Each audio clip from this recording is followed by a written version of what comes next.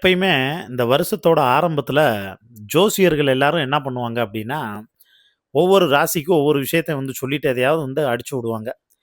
அதுல சில பேருக்கு வந்து நடந்தும் இருக்கு. பல பேருக்கு நடக்காமலும் வந்திருக்கு.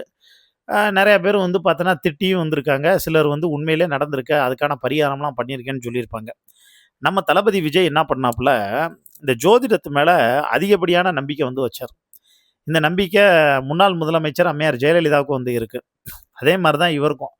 அதனால தான் ரத்தன் பண்டிட் வந்து பேச்ச கேட்டு, அவர் சொன்ன கோவில் எல்லாத்துக்கும் போயி, இவர் சிறப்பு பூஜை, பரிகாரம் எல்லாமே வந்து பண்ணிட்டு வந்தாப்புல.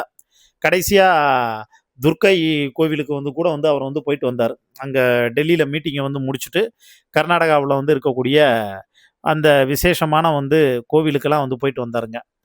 இது எதுக்கு சொல்றேன் அப்டின்னா, நடிகை த்ரிஷாவுக்கும் இதே மாரி தான் அவருடைய ஜோதிடர் ரத்தன் பண்டிட்டு, உங்களுக்கு முதலமைச்சர் ஆகக்கூடிய யோகம் இருக்கு. அதிர்ஷ்டம் இருக்கு.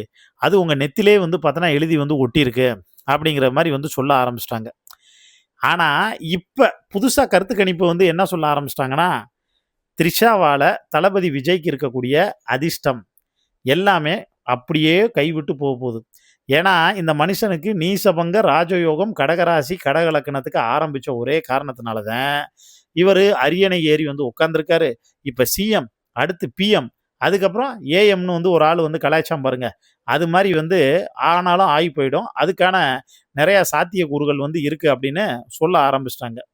இப்ப என்னன்னா, தளபதி விஜய்க்கு வந்து எப்படி இந்த அரசியல் மேல இப்ப அது அவருக்கு ஒரு போதையா வந்து மாறுச்சோ, அதே மாரி த்ரிஷாவோட அம்மாவுக்கு அந்த விஷயத்துல ரொம்ப ஜாஸ்தி.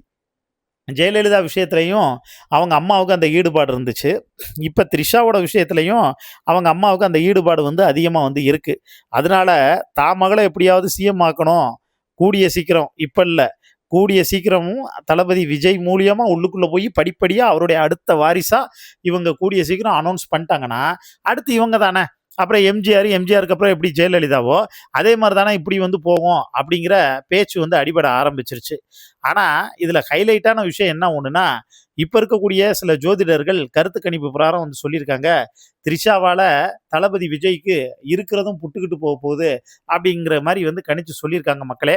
இத பத்தி உங்களுக்கு தோணக்கூடிய கருத்துக்கள மறக்காம கீழ இருக்கக்கூடிய கமெண்ட் பாக்ஸ்ல மென்ஷன் பண்ணுங்க.